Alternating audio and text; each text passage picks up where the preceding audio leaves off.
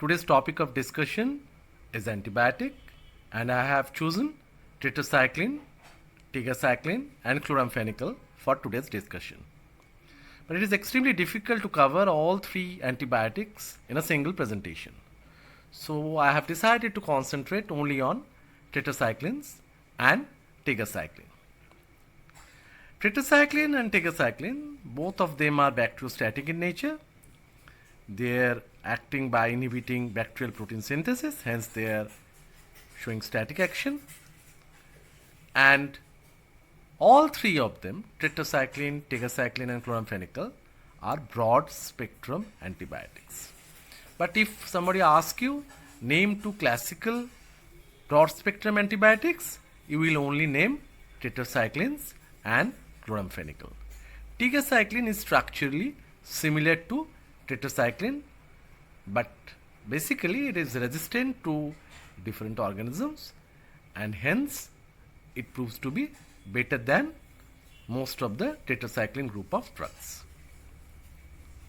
Now, tetracycline in 1947 was invented by a scientist Duggar with an Indian scientist Yelaprada Subbarao, and they discovered a soil organism for which the name Streptomyces aureofaciens was proposed.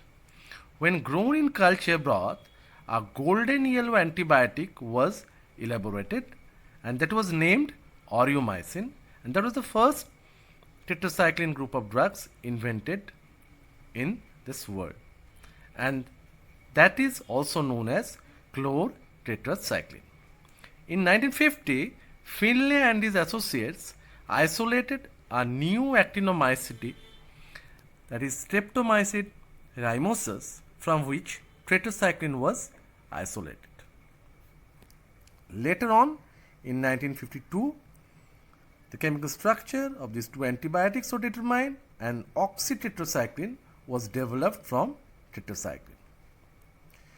And further later, we have developed doxycycline, minocycline and tigecycline, which are obviously a better drugs, longer acting prepositions and structurally similar to tetracyclines. Tetracyclines are broad spectrum antibiotics, and they are effective against gram positive, gram negative bacteria, and beside this they are also active on protozoa, chlamydia, mycoplasma and many other organisms.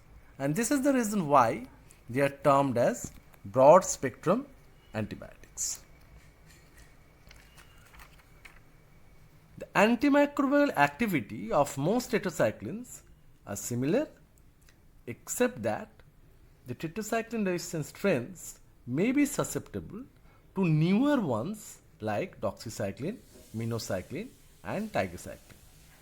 And the reason behind this is those drugs are resistant to efflux pump mechanism or drug vomiting, responsible for bacterial resistance. So in the next slide, we will recapitulate from our memory how these tetracyclines act, or what is their mechanism of action.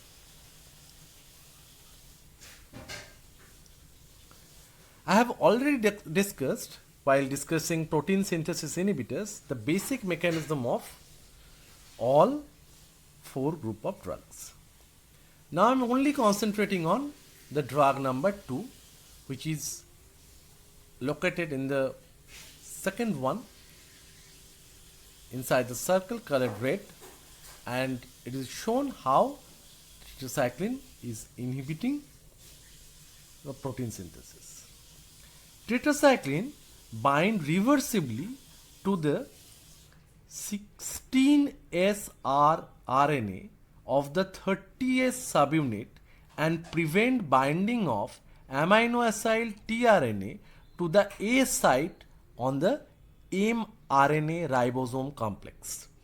This action prevents the addition of further amino acids to the nascent peptide, thus causing inhibition of peptide chain growth and subsequent bacterial protein synthesis. Tetracyclines enter the cytoplasm of the sensitive gram-positive organisms by an energy-dependent process, but in gram-negative organisms, they pass through the outer membrane by diffusion through pores. Because minocycline and doxycycline are more lipophilic, they can enter gram-negative cells through the outer lipid membrane and through the porins. Once in the periplasmic area, the tetracyclines are transported across the inner cytoplasmic membrane to the target site, that is 30S ribosomal unit, by passive diffusion or through an active protein carrier system. So this is the way tetracycline inhibits protein synthesis, and tetracycline is basically a bacteriostatic drug, which means it prevents the growth of microorganisms, which also means that ultimately body immunity has to be there so that the suppressed bacteria can be killed by the natural defense mechanism present in your body. Ideally, these kind of antibiotics be avoided in the extremes of age groups like children and also in the elderly people, unless there is any specific indication for that. So in the following slide, we'll see how the chance of bacterial resistance develops in case of tetracycline. There are several mechanisms of developing resistance to tetracyclines, but the important mechanisms are plasmid mediated decreased influx and decreased accumulation of the antibiotic inside the cell. The second mechanism is the plasmid encoded enhanced efflux of the drug from inside the bacterial cell, or which I termed as drug vomiting, and that is not seen in case of doxycycline, minocycline and tigacycline, and hence these three drugs are probably better in comparison to other tetracyclines.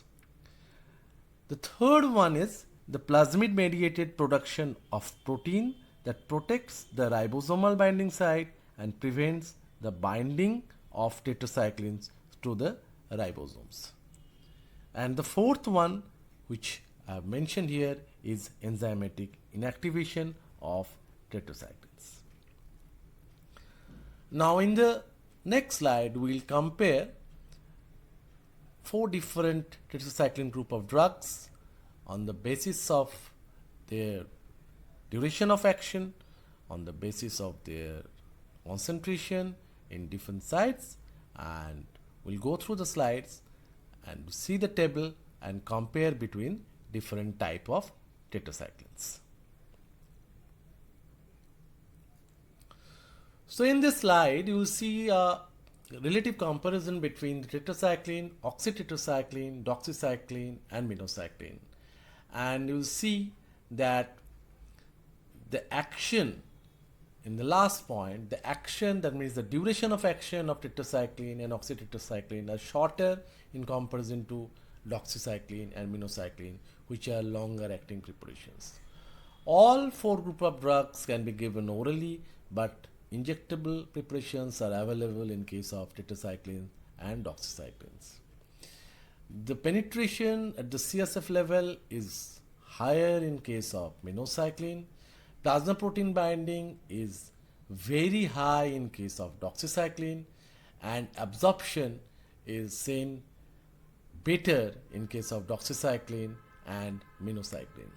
And stability is more and more with doxycycline and minocycline. So minocycline and doxycycline are most completely absorbed, and chlortetracycline is the least one. The plasma protein binding of tetracycline is around 60% to 65%. Peak plasma levels of around 4 to 6 microgram per ml are achieved with an oral dose of 500 mg of tetracycline or oxytetracycline given 6 hourly.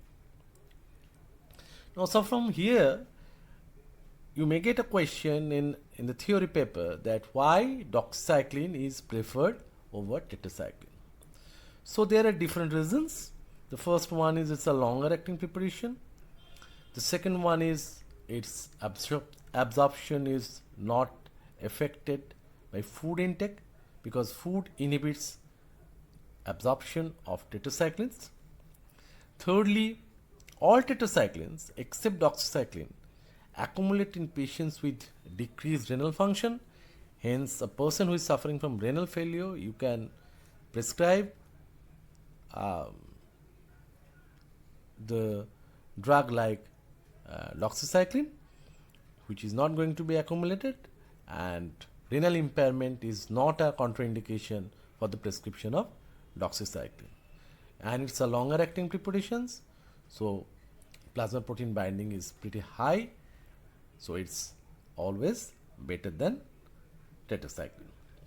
Patient compliance is better because once daily dose is sufficient to tackle a situation with doxycycline, whereas in case of tetracycline you have to prescribe 3 or 4 dosing in a day.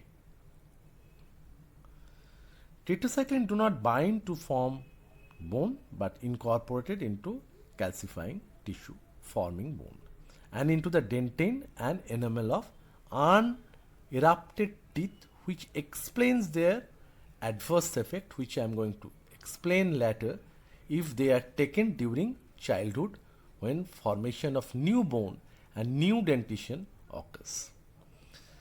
So from here we can conclude that tetracyclines are basically contraindicated till a child becomes 12 years old.